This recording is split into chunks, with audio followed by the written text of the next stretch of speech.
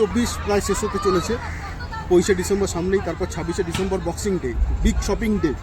আমরা জানি এই শপিং ডেগুলোতে ইউএস থেকে শুরু করে কমনওয়েলথ যে দেশগুলো, অস্ট্রেলিয়া, নিউজিল্যান্ড, এই সমস্ত দেশগুলো কিন্তু প্রচুর পরিমাণ জিনিস বাই করে। সেই ছোঁয়া কিন্তু ইন্ডিয়াতেও লাগে এবং ইন্ডিয়ার লোকেরাও কিন্তু কম বেশি বাই করতেই থাকে। তো আমরা আমাদের যা প্রয়োজনীয় জিনিস, এই জিনিসগুলো তো আমরা বাই করি, অতিরিক্ত জিনিসও আমরা কিন্তু বাই করে রাখি। কিন্তু বড়দিন ওই ইনভেস্টমেন্টকে গত 24 সালে করেছে আমার তো জানা নেই। আমি চাই সমস্ত ভারতবর্ষের প্রতিটি বাড়িতেই একজন করে বিগ ইনভেস্টার হোক এবং তারা অল্প অল্প করে টাকা জমিয়ে তাদের সঞ্চিত অর্থগুলোকে একটা বিগ অ্যামাউন্টে পরিণত করুক।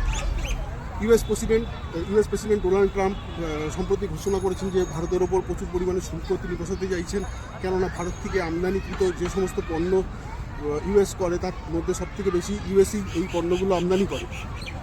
উপরন্তু ওদের ইমিগ্রেশন বলছে যে সারা ওয়ার্ল্ডের যে আমেরিকার মধ্যে আছে তাদের থেকে মোটামুটি 18,000 ভারতীয়কে তারা দেশে পাঠানোর জন্য, ইন্ডিয়াতে ফেরত পাঠানোর জন্য যে একটা পরিকল্পনা করেছে, তার মধ্যে সে সমস্ত মানুষদের কিন্তু তিনি এখনও ওদের ঘরের মধ্যেই রেখেছেন।